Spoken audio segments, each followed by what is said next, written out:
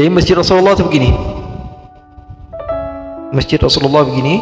Kita contohkan saja masjid Rasulullah. Ini masjid Rasulullah SAW. Di sini dulu ahli sufa di sini, ya, yang diceritakan Ustaz Talha tadi di sini. Nah, di sini kiblat. Di sini kiblat. Ini arah kemana? Baitul Maqdis. Arah Baitul Maqdis. Sementara ini arah ke Ka'bah. Ini rumah Rasulullah. Ini rumah Rasulullah SAW. Ini rumah Siti Aisyah. Ini rumah Siti Aisyah. Ini rumah Sayyidah Saudah binti Zam'ah, istri kedua Rasulullah SAW. Kemudian di sini rumah Sayyidina Ali bin Abi Thalib. Di sini rumah Sayyidah Zainab binti Khuzaimah, istri Rasulullah SAW, Zainab binti Khuzaimah. Yang saya ceritakan kemarin bahwa ibunya namanya siapa? Hindun bintu Auf, menikah dengan seorang wanita namanya menikah dengan seorang laki-laki bernama siapa? Khuzaimah, punya anak Zainab binti Khuzaimah, Ummul Masakin. Menikah dengan Nabi kurang lebih 3 bulan 4 bulan meninggal. Akhirnya tempat ini ditinggali oleh istri Rasulullah SAW yang lain bernama Ummu Salamah.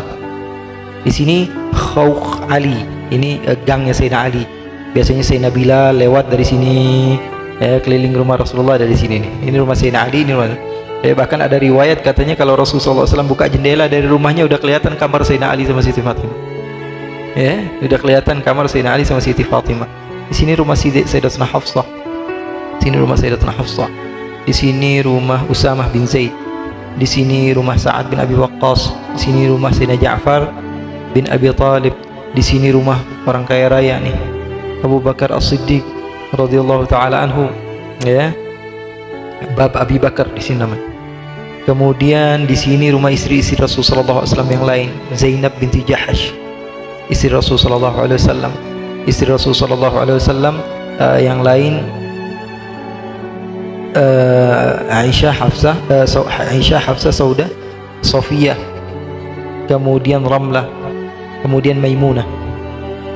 Nah, di sini rumah Sayyidina Utsman. Rumah besar ini di rumah ini rumah Sayyidina Utsman bin Affan. Rumah Sayyidina Utsman bin Affan di sini pohon-pohon kurma. Jadi tamannya Sayyidina Utsman bin Affan. Nah, di sini rumah Abi Ayyub Al-Ansari, tempat Rasulullah SAW tinggal pertama kali. Jadi memang ini tanah yang disebutkan tadi seperti ini. Nah, kemudian perpindahan kiblat menjadikan Ashabus Suffah jadi di sini, kemudian di sini berubah menjadi kiblat. Jadi kiblat di sini, kemudian di sini mimbarnya Rasulullah. Lalu Rasulullah SAW katakan, "Ma baina baiti wa mimbari raudhatun min riyadhil jannah." Antara rumahku dan mimbarku ini namanya raudhah min riyadhil jannah. Ini yang disebut raudhah yang diperebutkan orang. Ini raudhah.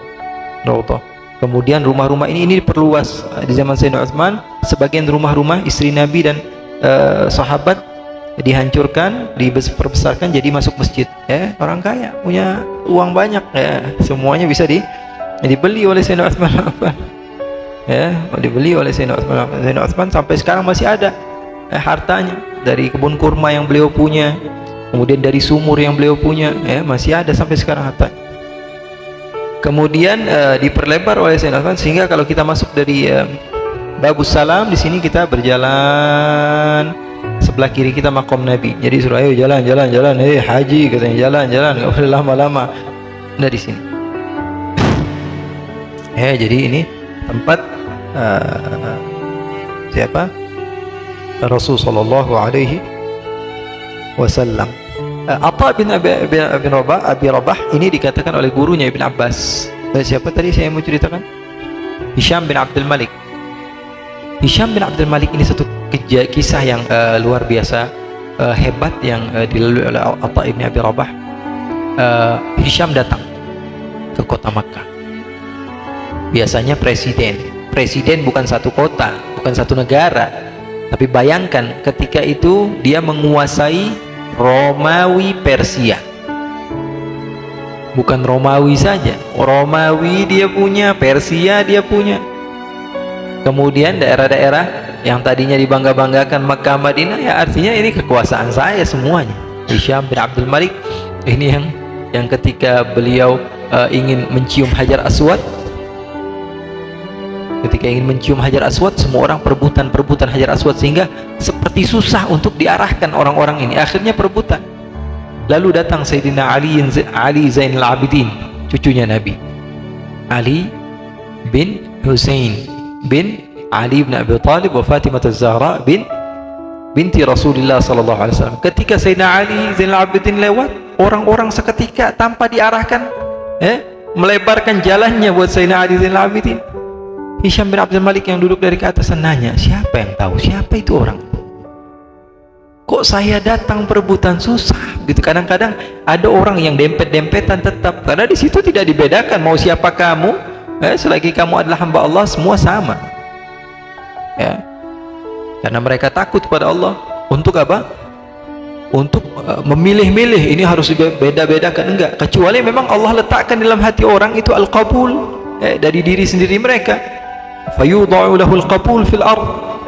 Dalam hadis sahih Rasulullah SAW menceritakan orang yang dicintai oleh Allah itu diberikan penerimaan dalam hati manusia. Dan Ali Zainal Abidin, dia nyium, habis itu dia pergi lagi, kemudian tawaf. Asyik sekali, kata Hisham bin Abdul Malik, siapa ini orang? Tiba-tiba salah seorang di antara mereka namanya Abu Farazdak, dia katakan apa? Hadzal ladzi ta'riful badha'u wat'atahu wal baitu ya'rifuhu wal hillu wal haram. Hadza ibnu khairi ibadillahi kullihim. Hadza at-taqiyyun naqiyyut tahirul 'alam. In 'udda ahlut tuqa kanu a'immatuhum. Aw qila man khairu ahli al-ardi qila hum. Ma qala la illa fi tashahhudihi. لولا التشهد كانت لاؤه نعم من معشر حبهم دين وبغضهم كفر وقربهم منجا ومعتصم.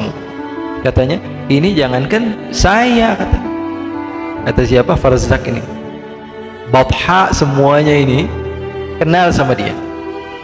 Gunung kenal sama dia, batu kenal sama dia, Ka'bah kenal sama dia, wal baitu ya'rifu, yang halal yang haram semuanya kenal sama dia. Beliau ini cucunya Nabi, ibni khairi ibadillahi kullihim. Beliau ini adalah Aliun Zainal Abidin. Kalau dia tidak pernah mengatakan la sama sekali, saya minta tolong, oh enggak bisa, enggak pernah. Dia enggak pernah ngomong tidak sama sekali, kecuali sekali ketika tasyahud, saya bersaksi bahwa tidak ada Tuhan selain Allah, sekali itu doang. Min ma'syarin hubbuhum, kata Farazdak, cinta kepada mereka ini adalah agama, bukan anjuran, tapi hakikat agama, cinta kepada mereka. Kata Allah dalam Al-Quran apa? Allah subhanahu wa ta'ala katakan dalam Al-Quran, la as'alukum alaihi ajra illa al-mawaddata fil qurba. Al-mawaddata fil qurba, kata Rasulullah, enggak perlu kamu mau baik-baik sama saya, sayangin aja anak cucu saya, sayangi saja keluarga saya. Al-qurba, orang-orang yang dekat dengan saya. Al-Quran Al-Quran yang menceritakan, min ma'syarin hubbuhum dinun wa bughduhum kufrun. Benci kepada mereka ini kekafiran. Karena apa? Tidak mengikuti perintah Allah, apalagi menyepelekan perintah Allah. Nggak ada beda, nggak ada bedanya samanya. Artinya apa? Menyepelekan. Kalau dia nggak mau cinta, ya itu urusan hati. Apa kata Allah dalam Al-Quran? Am yahsuduna an-nasa ala ma atahumullahu min fadli. Qad atayna ahla Ibrahim al-kitab wal hikmah wa atainahum mulkan 'azima. Faminhum man amana bihi wa minhum man sadda 'anhu. Jawaban Allah apa? Wa kafa bi jahannam sa'ira. Ada orang yang mau, silahkan, ayo. Yang namanya cinta nggak bisa dipaksa. Orang yang mau, ya oke, nggak mau, ya sudah. Tapi Allah bilang wa kafa bi jahannam sa'ira. Nanti lihat tempatnya saja, di mana tempat kembalinya. Akhirnya beliau katakan, ma'syar hubbuhum dinun wa bu'tuhum kufru wa gurbuhum manja wa mu'tasimu. Dekat kepada mereka adalah keselamatan yang hakiki, ya, sesuai dengan Al-Quran dan hadis-hadis baginda Rasulullah SAW. Akhirnya Hisham bin Abdul Malik ketemu ini beliau nih, Atta, sini kau Atta, duduk. Ulama nih, beliau diundang. Ayo nasihati saya. Ini kan presiden yang baik ini, minta dinasihatin terus. Nasihati saya. Apa yang kau tahu, kasih tahu kepada saya. Apa kau perlu sesuatu? Katanya, iya, saya perlu. Orang-orang Mekah ini perlu ini. Ya oke. Orang-orang terus apa lagi? Apa kau perlu sesuatu lagi? Orang-orang daerah Taif sekitaran Mekah ini perlu ini. Oh sudah saya. Terus apa lagi? Orang-orang daerah Madinah juga perlu ini. Sebutkan semua, perihal orang-orang yang ada di sekitar beliau. Nah, terus keperluan kamu apa? Saya mau tanya keperluan kamu. Apa katanya? Saya tidak perlu kepada makhluk.